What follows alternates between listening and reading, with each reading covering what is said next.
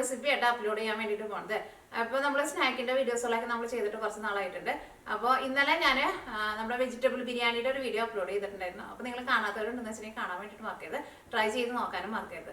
അപ്പോൾ ഇന്നത്തെ നമ്മുടെ സ്നാക്ക് നല്ല ക്രിസ്പി ആയിട്ട് നല്ല ക്രഞ്ചി ആയിട്ട് ഇരിക്കുന്ന ഒരു സ്നാക്കാണ് ഉണ്ടാക്കുന്നത്. ഇത് നമ്മുടെ ചായയുടെ കൂടെ കഴിക്കുക, അല്ലെങ്കിൽ നമുക്ക് കുറച്ചധികം നാൾ വരെ ഇത് നമുക്ക് സ്റ്റോർ ചെയ്ത് വെക്കാനും പറ്റും. റെഡി ആക്കിയിട്ട് എടുക്കാനാണെന്ന് വെച്ചിട്ടുണ്ടെങ്കിൽ നല്ല എളുപ്പമാണ്, കഴിക്കാനാണെന്ന് വെച്ചിട്ടുണ്ടെങ്കിൽ നല്ല ടേസ്റ്റ് ഉണ്ട്. പിന്നെ ഇപ്പോൾ എല്ലായിടത്തും കൊറോണ വൈറസിന്റെ പേടിയിലാണല്ലോ. ഇവിടെ അങ്ങനെ വലിയ കുഴപ്പങ്ങളൊന്നും ഇല്ല കേട്ടോ. ഇവിടുത്തെ സ്കൂളൊന്നും ക്ലോസ് ഒന്നും ചെയ്തിട്ടില്ല. കടയിലൊക്കെ ആയിരുന്നാലും സാധാരണ ഉള്ള പോലെ തന്നെ ആൾക്കാരൊക്കെ പോകുന്നുണ്ട്. എനിക്ക് തോന്നുന്നു ഇവിടുത്തെ ആൾക്കാർക്ക് അത്രയ്ക്ക് അങ്ങോട്ട് പേടിയില്ലെന്നാണ്. പിന്നെ നാട്ടിലെ വിശേഷങ്ങളൊക്കെ വീട്ടിലേക്ക് വിളിക്കുമ്പോൾ അറിയാറുണ്ട്. നാട്ടിലേക്ക് ആയിരുന്നാലും എനിക്ക് തോന്നുന്നു എല്ലാവർക്കും ഭയങ്കര പേടിയാന്ന് തോന്നുന്നു. നാട്ടിലെ പിന്നെ സ്കൂളുകളൊക്കെ ക്ലോസ് ചെയ്തല്ലോ. പിന്നെ 10ാം ക്ലാസ്സിലെ പരീക്ഷ നടക്കുന്നുണ്ടല്ലോ. എൻ്റെ മൂത്ത ചേച്ചിയുടെ മോൻ 10ലാണ് പഠിക്കുന്നത്. അപ്പോൾ അങ്ങനെ വിശേഷങ്ങളൊക്കെ നാട്ടിലെ വിശേഷങ്ങളൊക്കെ അറിയുന്നുണ്ട്. കുഴപ്പങ്ങളൊന്നും ഉണ്ടാവില്ല എന്ന് വിചാരിക്കുന്നു. അപ്പോൾ നമുക്കൊട്ട് സമയം കളയണ്ട തന്നെ നമ്മുടെ സ്നാക്ക് നമുക്ക് റെഡിയാക്കിയിട്ട് എടുക്കാം. അപ്പോൾ ഇനി നമുക്ക് ഇത് റെഡിയാക്കാൻ വേണ്ട സാധനങ്ങൾ എന്തൊക്കെയാന്ന് നോക്കാം. അപ്പം ഞാനിവിടെ 1 കപ്പ് മൈദപ്പൊടി എടുത്തിട്ടുണ്ട്. മൈദപ്പൊടി അല്ലെങ്കിൽ ഓൾ പർപ്പസ് ഫ്ലോർ ആയിരുന്നാലും കുഴപ്പമില്ല, രണ്ടും സെയിം തന്നെയാണ്. അപ്പം ഞാനിവിടെ 250 ml മെഷറിംഗ് കപ്പിലാട്ടോ അളവ് എടുത്തേക്കുന്നത്.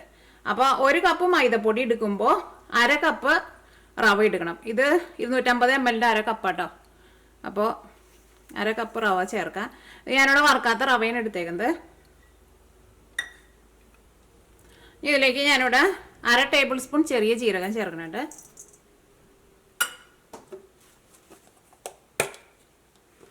കുറച്ച് ക്രഷ് ചെയ്തേക്കണ ഉണക്കമുളക് ചേർക്കാം. നമ്മൾ ടേസ്റ്റിനനുസരിച്ചിട്ട് ഇച്ചിരി ചേർത്ത് കൊടുക്കാം.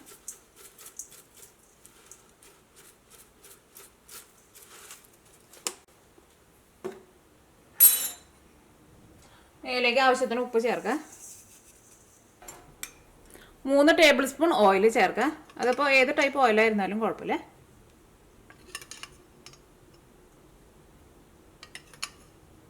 ഇപ്പോൾ നിങ്ങൾക്ക് ഈ ചെറിയ ജീരകത്തിന് പകരം നിങ്ങൾക്ക് അജുവൈൻ്റെ ടേസ്റ്റ് ഇഷ്ടമാണെന്ന് വെച്ചിട്ടുണ്ടെങ്കിൽ അത് ചേർക്കാം കേട്ടോ. അത് ചേർത്താലും നല്ല ടേസ്റ്റ് ഉണ്ടാവും. പിന്നെ ഇതിലേക്ക് നിങ്ങൾക്ക് എള്ള് വേണമെന്ന് വെച്ചിട്ടുണ്ടെങ്കിൽ എള്ള് ചേർക്കാം. ഇതെല്ലാം കൂടിയിട്ട് ഒന്ന് മിക്സ് ചെയ്യുക.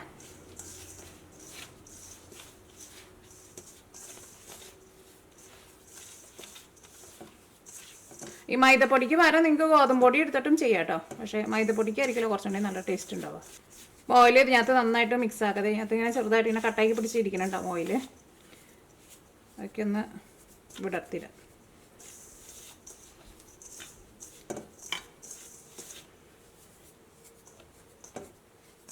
അപ്പോൾ ഓയിലൊക്കെ ഇതിനകത്ത് നന്നായിട്ട് മിക്സ് ആയിട്ടുണ്ട്. ഇനി ഞാനിവിടെ 2 ഉരുളൻകിഴങ്ങ് പുഴുങ്ങിയെടുത്തിട്ടുണ്ട്. നോക്കി ഇതേപോലത്തെ ഇത്രയ്ക്ക് വലിപ്പമുള്ള 2 ഉരുളൻകിഴങ്ങാണ് എടുത്തേക്കുന്നത്. ഉരുളൻകിഴങ്ങ് നന്നായിട്ട് വേവണം കേട്ടോ, കാരണം ഇതിൻ്റെ കൂടെ നന്നായിട്ടാണ് ചേർന്ന് പോകണമല്ലോ.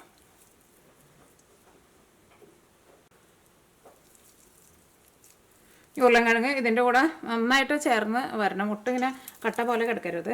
ഫസ്റ്റ് ഉരുളൻകിഴങ്ങ് നമുക്ക് ഫുള്ളായിട്ടാണ്ട് കുഴയ്ക്കാണ്ട്, പൊടി ചേർത്ത് കുഴയ്ക്കാണ്ട് ഇതേപോലെ ഫസ്റ്റ് അങ്ങോട്ട് മുകളിൽ നിന്ന് അങ്ങോട്ട് ഉരുളൻകിഴങ്ങ് നന്നായിട്ടാണ്ട് കുഴയ്ക്കുക. കുറേശ്ശെ പൊടി മുകളിൽ നിന്ന് എടുത്തിട്ട് അത് കഴിഞ്ഞിട്ട് എല്ലാം കൂടിയിട്ട് നന്നായിട്ട് കുഴച്ചിട്ടെടുക്കാം. ചിലപ്പോൾ നമ്മൾ കുഴച്ച് വന്നു കഴിയുമ്പോൾ ചിലപ്പോൾ നമുക്ക് ഇതിനകത്ത് ഒട്ടും വെള്ളം ചേർക്കേണ്ട ആവശ്യം ഉണ്ടാവില്ല. ഉരുളൻകിഴങ്ങിൻ്റെ നനവുകൊണ്ട് തന്നെ പൊടി നമുക്ക് നനച്ചെടുക്കാൻ വേണ്ടിയിട്ട് പറ്റും. പിന്നെ അതിന് ആവശ്യമുണ്ടെന്ന് വെച്ചിട്ടുണ്ടെങ്കിൽ മാത്രം ഇതിലേക്ക് 1 ടേബിൾ സ്പൂണോ 2 ടേബിൾ സ്പൂണോ വെള്ളത്തിൻ്റെ ആവശ്യം ഉണ്ടാവുള്ളൂ.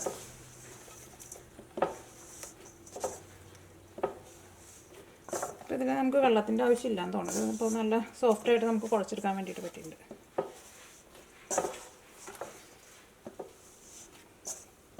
അപ്പോൾ നമ്മൾ എടുക്കണ അത് കറക്റ്റ് അളവിൽ എടുക്കാമെന്ന് വെച്ചിട്ടുണ്ടെങ്കിൽ ഇതേപോലെ നമുക്ക് നല്ല കറക്റ്റ് അളവിൽ തന്നെ കുഴച്ചെടുക്കാൻ വേണ്ടിയിട്ട് പറ്റും, ഒട്ടും വെള്ളം ചേർക്കാണ്ട്. അപ്പോൾ നിങ്ങൾ ഉപ്പ് ചേർക്കുമ്പോൾ കറക്റ്റ് അളവിൽ ചേർത്തോ. ഞാൻ ടേസ്റ്റ് നോക്കിയിട്ടാ. ഒരു പൊടിക്ക് കുറവുണ്ട്, ഞാൻ കുറച്ചുകൂടി ഉപ്പ് ചേർക്കുന്നുണ്ട്. ഉപ്പ് ഇപ്പോൾ നമ്മൾ കുഴച്ച് കഴിഞ്ഞിട്ട് രണ്ടാമത് ചേർക്കാമെന്ന് വെച്ചിട്ടുണ്ടെങ്കിൽ പിന്നെയും നന്നായിട്ട് കുഴച്ചിട്ട് എടുക്കണം, അല്ലെങ്കിൽ ഉപ്പ് പല സ്ഥലത്തും പിടിച്ചിരിക്കും. ഇത് നല്ല സോഫ്റ്റായിട്ട് നമ്മൾ കുഴച്ചെടുത്തിട്ടുണ്ട്.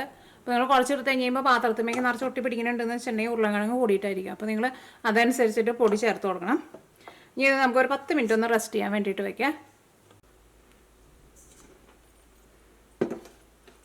അപ്പോൾ നമ്മൾ ഒരു 10 മിനിറ്റ് റെസ്റ്റ് ചെയ്യാൻ വേണ്ടിയിട്ട് വെച്ചിട്ടുണ്ടായിരുന്നു. അതിപ്പോൾ ഒരു 10 അല്ലെങ്കിൽ 15-20 മിനിറ്റൊക്കെ റെസ്റ്റ് ചെയ്യാൻ വെച്ചാലും കുഴപ്പമില്ല കേട്ടോ. ഇനി എന്ത് ചെയ്യണമെന്ന് വെച്ചിട്ടുണ്ടെങ്കിൽ ഇതൊന്നും കൂടി നമുക്കൊന്ന് കുഴച്ചിട്ടെടുക്കാം.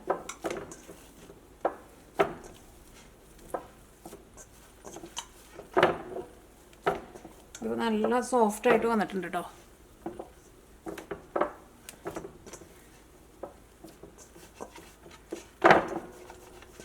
അപ്പോൾ കൈമ എങ്ങനെ ഒട്ടി പിടിക്കുന്നുണ്ടെന്ന് വെച്ചിട്ടുണ്ടെങ്കിൽ ഉരുളൻകിഴങ്ങ് കൂടിയിട്ടാണ്, അത് പ്രത്യേകം ശ്രദ്ധിക്കുക. അപ്പോൾ നിങ്ങൾ അതനുസരിച്ചിട്ട് പൊടി എക്സ്ട്രാ ചേർത്ത് കൊടുക്കേണ്ടി വരും.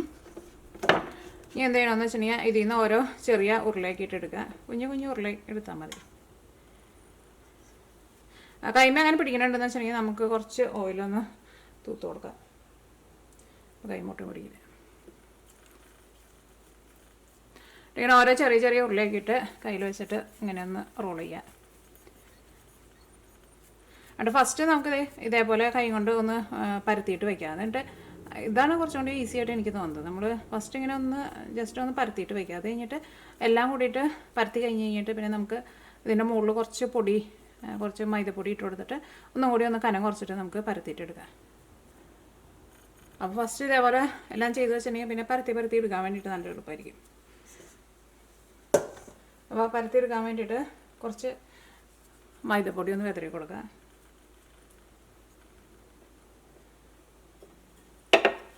ഇതാണ് നമ്മൾ പൂരിയുടെ പോലെ അങ്ങനെ കറക്റ്റ് ഒരു ഷേപ്പിൽ അങ്ങനെ കട്ട് ചെയ്തെടുക്കേണ്ട ആവശ്യമില്ല. നമുക്ക് വേണമെന്ന് വെച്ചാൽ ഞാൻ കട്ട് ചെയ്തിട്ട് എടുത്തോ.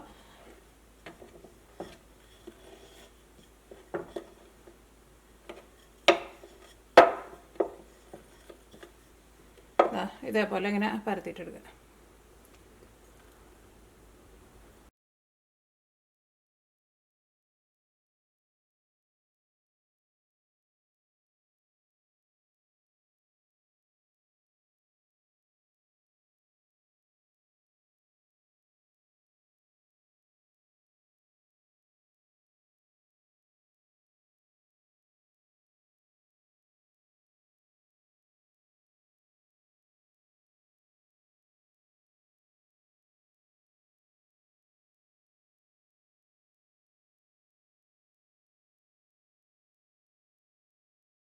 എല്ലാവരും പരത്തിയെടുത്തിട്ടുണ്ട്. ഇതേപോലെ അത്യാവശ്യം നല്ല കനം കുറച്ചിട്ട് തന്നെ പരത്തണം കേട്ടോ. അത് ചെറുത് കുറച്ച് വലുതുണ്ട്, ചിലത് കുറച്ച് ചെറുതുണ്ട്. അത് കുഴപ്പമില്ല, നമ്മൾ വീട്ടിൽ കഴിക്കാനുള്ള. അല്ലെങ്കിൽ നമ്മളിപ്പോൾ പൂരിക്ക് ഉണ്ടാക്കണ പോലെ കട്ടൊക്കെ ചെയ്തെടുക്കുമ്പോൾ കുറേ സമയം എടുക്കുമല്ലോ. അപ്പോൾ ഇത് നമ്മൾ ഫ്രൈ ചെയ്തിട്ട് എടുക്കാൻ വേണ്ടിയിട്ട് പോവാണ്. ഇതിൽ നിന്ന് ഓരോന്നായിട്ട് ഇട്ടിട്ട് നമുക്ക് ഫ്രൈ ചെയ്തിട്ട് എടുക്കാം. ഇത് നന്നായിട്ട് കൂട്ടി തന്നെ വയ്ക്കുക. ഇനി ഇത് നിങ്ങൾക്ക് വറുത്തിട്ട് എടുക്കുമ്പോൾ ഒട്ടും ഇങ്ങനെ കൊമ്പളച്ച് പൊന്തി വരണ്ട, നന്നായിട്ട് മൊരിച്ചിട്ട് എടുക്കണമെന്ന് വെച്ചിട്ടുണ്ടെങ്കിൽ എന്തെങ്കിലും വെച്ചിട്ടുണ്ടെങ്കിൽ ഇതേപോലെ ഇങ്ങനെ ഒരു ഫോർക്ക് വെച്ചിട്ട് ഇതിൻ്റെ ഇങ്ങനെ ഇതേപോലെ ഇങ്ങനെ പല സ്ഥലത്തായിട്ടൊന്ന് കുത്തി കൊടുക്കുക. അപ്പോൾ അങ്ങനെ പൊളച്ച് പൊന്തി വരില്ല. അപ്പോൾ അത് നന്നായിട്ട് മുരിക്കുക. അപ്പോൾ നമുക്കത് കുറേ നാൾ വരെ നമുക്ക് സ്റ്റോർ ചെയ്ത് വെക്കാൻ വേണ്ടിയിട്ട് പറ്റും. ഇതേപോലെ ജസ്റ്റ് ഫോർക്ക് വെച്ചിട്ടൊന്ന് കുത്തി കൊടുത്താൽ മതി. അപ്പോൾ അങ്ങനെ കോമ്പളച്ച് പൊന്തി വരില്ല. അപ്പോൾ അങ്ങനെ വേണമെന്ന് വെച്ചിട്ടുണ്ടെങ്കിൽ നിങ്ങൾ അങ്ങനെ ഫോർക്ക് വെച്ചിട്ട് കുത്തിയിട്ട് അങ്ങനെ വറുത്തിട്ട് എടുക്കുക. അപ്പോൾ നന്നായിട്ട് മുരിയും. ഇതും നന്നായിട്ട് മുരിയും. പക്ഷെ അങ്ങനെ കൊമ്പളച്ച് വന്നില്ല എന്ന് വെച്ചിട്ടുണ്ടെങ്കിൽ കുറച്ചും കൂടി നന്നായിട്ട് ഇങ്ങനെ നമുക്ക് കുറേ നാൾ സ്റ്റോർ ചെയ്ത് വെക്കാൻ വേണ്ടിയിട്ട് പറ്റും.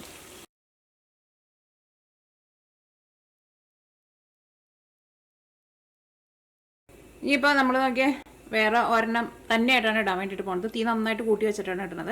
അപ്പോൾ നല്ല പൂരി പൊന്തി വരുന്ന പോലെ നന്നായിട്ട് പൊന്തി വരും. അപ്പോൾ നിങ്ങൾക്ക് അങ്ങനെ പൂരിയുടെ പോലെയാണ് എടുക്കണമെന്ന് വെച്ചിട്ടുണ്ടെങ്കിൽ അങ്ങനെ ഇടുക. ഇനിയിപ്പോൾ നിങ്ങൾക്ക് കുറേ ദിവസം നിങ്ങൾക്ക് സ്റ്റോർ ചെയ്ത് വെക്കണമെന്ന് വെച്ചിട്ടുണ്ടെങ്കിൽ ഞാൻ പറഞ്ഞല്ലോ ഇതേപോലെ ഇങ്ങനെ പരത്തി കഴിഞ്ഞിട്ട് ഒരു ഫോർക്ക് വെച്ചിട്ട് ഇങ്ങനെ എല്ലാ സൈഡിലും പല സൈഡിലും ഒന്ന് കുത്തി കൊടുക്കുക. അപ്പോൾ അതങ്ങനെ പൂരിയുടെ പോലെ ഭയങ്കരമായിട്ട് അങ്ങോട്ട് പൊന്തി വരില്ല, പക്ഷെ നന്നായിട്ട് മുരിഞ്ഞു വരും. ഇപ്പോൾ ഇത് കണ്ടില്ലേ, ഇത് നന്നായിട്ട് പൂരിയുടെ പോലെ നന്നായിട്ട് പൊളച്ച് നന്നായിട്ട് പൊന്തി വന്നിട്ടുണ്ട്. ഒന്നും കൂടി നല്ല കനം കുറച്ചിട്ടുണ്ടെങ്കിൽ ഒന്നും കൂടി നന്നായിട്ട് പൊന്തും. അപ്പോൾ പൂരിയുടെ പോലെ എടുക്കണമെന്ന് വെച്ചിട്ടുണ്ടെങ്കിൽ അങ്ങനെ പൂരിയുടെ പോലെ എടുക്കുക. അല്ലെങ്കിൽ ഇപ്പോൾ നമുക്ക് സ്നാക്ക് പോലെ എടുത്ത് വയ്ക്കണമെന്ന് വെച്ചിട്ടുണ്ടെങ്കിൽ നമ്മൾ ഒന്ന് ഫോർക്ക് വെച്ചിട്ട് ഒന്ന് കുത്തി കൊടുക്കുക. അപ്പോൾ അത് അത്രയ്ക്കാണ്ട് പൊളച്ച് വരില്ല. അപ്പോൾ നന്നായിട്ട് മുരിയും.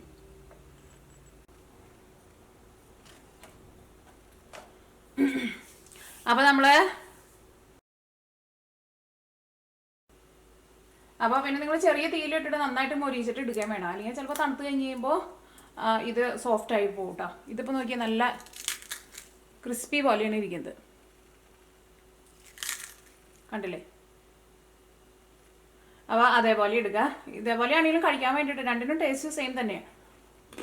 പക്ഷെ നമുക്ക് നന്നായിട്ട് മൊരിഞ്ഞിട്ടുണ്ട്, നല്ല ക്രഞ്ചി ആയിട്ടാണ് ഇരിക്കുന്നത്. ഇനിയിപ്പോൾ നമുക്ക് അപ്പം തന്നെ കഴിക്കാനാണ് പൂരിയുടെ പോലെയാണെന്ന് വെച്ചിട്ടുണ്ടെങ്കിൽ ഇതാണ് നമ്മൾ ലാസ്റ്റ് നമ്മൾ ഉണ്ടാക്കിയത്. പൂരിയുടെ പോലെ ഉണ്ടാക്കിയത്. ഇത് കണ്ടില്ലേ, ഇത് സോഫ്റ്റ് ആയിട്ടാണ് ഇരിക്കുന്നത്. ഇങ്ങനെ നന്നായിട്ട് കോംപ്ലക്സ് പൊന്തി വന്നിട്ടുണ്ടായിരുന്നു. ഇത് സോഫ്റ്റ് ആയിട്ടിരിക്കും. ഇത് നമുക്ക് അധികം ദിവസം സൂക്ഷിച്ച് വെക്കാൻ വേണ്ടിയിട്ട് പറ്റില്ല, എന്നാലും ഒരു 2-3 ദിവസം വരെയൊക്കെ നമുക്ക് എടുത്ത് വെക്കാൻ വേണ്ടിയിട്ട് പറ്റും. ഇത് ആപ്പാപ്പ അങ്ങനെ കഴിക്കാൻ വേണ്ടിയിട്ട് നല്ല ടേസ്റ്റാണ്. മറ്റേത് നമുക്ക് സ്റ്റോർ ചെയ്ത് വെക്കാം. ഇങ്ങനെയാണെങ്കിലും നല്ല ടേസ്റ്റാണ്, സോഫ്റ്റ് ആയിട്ട് ഉണ്ടാക്കുക. അപ്പോൾ നിങ്ങൾക്ക് ഏത് രീതിയാണ് ഇഷ്ടമെന്ന് വെച്ചിട്ടുണ്ടെങ്കിൽ അതേപോലെ ട്രൈ ചെയ്ത് നോക്കാം. ശരിക്കും ഇത് കഴിക്കാൻ വേണ്ടിയിട്ട് കറി ഒന്നും ആവശ്യമില്ല. ഇതിലേക്ക് നമ്മൾ ഉരുളൻകിഴങ്ങൊക്കെ മിക്സ് ചെയ്ത് വെക്കുന്നത് കൊണ്ട് തന്നെ നല്ല ടേസ്റ്റാണ് കഴിക്കാൻ വേണ്ടിയിട്ട്. അപ്പോൾ നിങ്ങളെല്ലാവരും ട്രൈ ചെയ്ത് നോക്കാം. ട്രൈ ചെയ്ത് നോക്കിയിട്ട് ഫീഡ്ബാക്ക് പറയാൻ വേണ്ടിയിട്ട് മറക്കരുത്. അപ്പോൾ നമുക്ക് നാളെ വേറൊരു പുതിയ റെസിപ്പി ആയിട്ട് വരാം.